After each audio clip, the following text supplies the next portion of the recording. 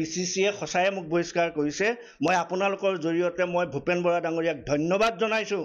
যে 2 নম্বৰী মানুহৰ লগত কংগ্ৰেছ কৰাতকৈ সেই দলৰ পৰা মই নিজে পদত্যাগ কৰিবলৈ মোৰ অলপ আন্তৰিক আঘাত আছে মোৰ নৈতিকতাই নকয়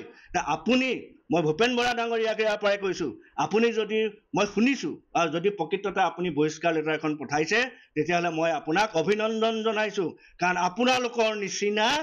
দুমুখীয়া কংগ্ৰেছ নেতাৰ লগত প্ৰদীপ বৰুৱাই পাৰ্টিৰ কাম নকৰে আৰু আজি মই আনন্দিত হৈছোঁ শুনি পেলাই এতিয়া কংগ্ৰেছত হ'ল কি আপুনি নিষ্ঠাৰে কংগ্ৰেছ কৰক আপুনি বহিষ্কাৰ হ'ব আপুনি বিজেপি এজিপিৰ লগত এলায়েন্স কৰি পেলাই আপুনি কংগ্ৰেছৰ বিষয়বাব লৈ চলি থাকক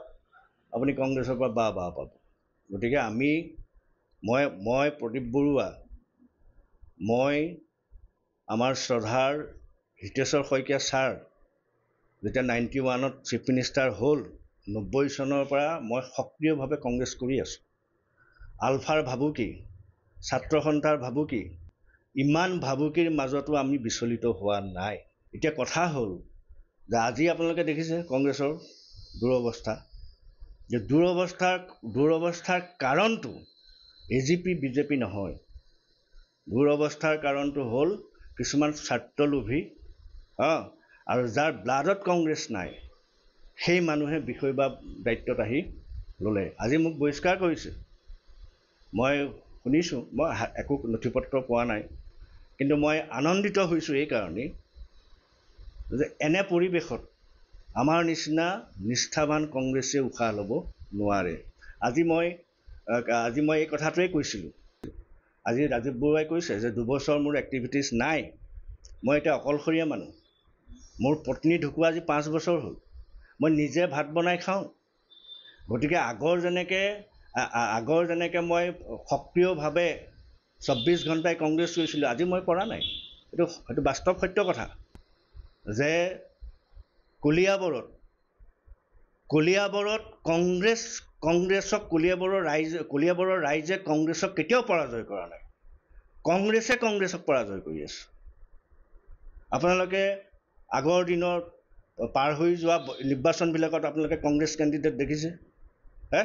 যে কংগ্ৰেছ কেণ্ডিডেট চিলেকশ্যনতে কংগ্ৰেছক ইয়াত হৰুৱাই থয় কোনে হৰুৱাই থৈছে কংগ্ৰেছৰ নেতৃবৃন্দই থৈছে আজি কংগ্ৰেছৰ নেতৃবৃন্দই মই কৈছোঁ প্ৰদীপ বৰুৱাৰ নিচিনা মানুহক বহিষ্কাৰ কৰা নৈতিক সাহস নাই নৈতিকতা নাই এই কাৰণে নাই যে মই আজিৰ তাৰিখলৈকে মই কম্প্ৰমাইজ কৰা নাই এতিয়া বহিষ্কাৰ মই হ'ব লাগে নে বহিষ্কাৰ কোন হ'ব লাগে সেইটোৱে কংগ্ৰেছ যোৱা বিগত বিধানসভা নিৰ্বাচনত এইটো কলিয়াবৰৰ ঠেলাৱালা ৰিক্সাৱালা সবেই জানে যে কংগ্ৰেছ কিয় হাৰিল যিটো উৎসাহত কংগ্ৰেছত গোটেই বৰভগীয়াৰ পৰা গোটেই এই অঞ্চলৰ সচেতন ৰাজপথলৈ ওলাই আহিছিল কংগ্ৰেছৰ সমৰ্থনত সেই ৰাইজখিনি কিয় বহি গ'ল এই নিৰ্বাচনৰ এসপ্তাহৰ আগত এইটোতো কলিয়াবৰ সবেই জানে তেওঁ প্ৰমোচন হ'ল বিৰোধী পক্ষৰ লগত ৰুলিং পাৰ্টিৰ লগত সহযোগ কৰি সহমৰ্মিতা প্ৰকাশ কৰি তেওঁ প্ৰমোচন হ'ল আৰু প্ৰদীপ বৰুৱাক আজি বহিষ্কাৰ কৰিছে কৰক দলে পদবীৰ পৰা মোক বহিষ্কাৰ কৰিব পাৰিব কিন্তু মোৰ অন্তৰত মোৰ হৃদয়ত মোৰ তেজত যিটো কংগ্ৰেছ আছে তাৰ পৰা বহিষ্কাৰ কৰিবলৈ না ভূপেন বৰাৰ ক্ষমতা আছে না জিলা কংগ্ৰেছৰ ক্ষমতা আছে মই আজীৱন কংগ্ৰেছী মই মৃত্যুলৈকে কংগ্ৰেছী মই কংগ্ৰেছ কৰি যাম মই পদবীত নকৰোঁ আৰু নকৰোঁ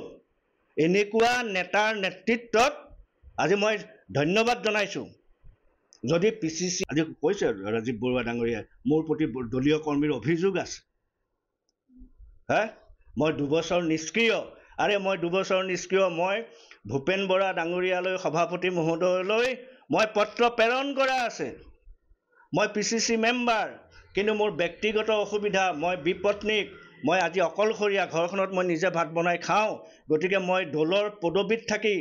নৈতিকতাৰে নিষ্ঠাৰে দলৰ পদবীৰ দায়িত্ব পালন কৰিব পৰা নোৱাৰাটো অপৰাধ সেই অপৰাধ মই নকৰোঁ গতিকে সেই অপৰাধৰ পৰা মোক সদ্যহতে দলীয় পদবীৰ পৰা অব্যাহতি দিয়ক বুলি আপোনালোকে চাওকগৈ কপি মোৰ হাতত আছে মই আজি 21 চনৰ 22 চনতে মই পঠাই থোৱা আছে গতিকে মই ধন্যবাদ জনাইছোঁ গতিকে এতিয়া কলিয়াবৰ চাওক আপোনালোকে জানে 15 বছৰে কলীয়া অসমত কংগ্ৰেছ চৰকাৰ থকা অৱস্থাত আজি যিখিনি কংগ্ৰেছ কৰ্মী উশাহ লৈ আছে, উশাহ লৈ জীয়াই আছে, ঘৰৰ তামোল বেছি, ঘৰৰ ধান বেছি, আপোনাৰ পেঞ্চনৰ পইচাৰে দলীয় কাম কাজ কৰি আছে আজিও। কিন্তু 15 বছৰে কলিয়াবৰত কংগ্ৰেছ কৰ্মীয়ে কি পালে, এই কথাবিলাক প্ৰদীপ বৰুৱাই ৰাজহুৱাকে কয় কাৰণে, অপেনলি কয় কাৰণে প্ৰদীপ বৰুৱা বেয়া। গতিকে কাৰোবাৰ ভৰিত ধৰি, কাৰোবাৰ হাতত ধৰি কোনো দলত প্ৰদীপ বৰুৱাই কাম নকৰে। আৰু কংগ্ৰেছতো মই কৰা নাই। মই নিজৰ বিবেক বিবেচনাৰে মই কাম কৰোঁ। আৰু আজিলৈকে সুস্থ জ্ঞানে স্বজ্ঞানে মই দলৰ 1% মই প্ৰিন্সিপল মই ব্ৰেক কৰা নাই। এইখিনি মোৰ ক'বলগীয়া। ধন্যবাদ।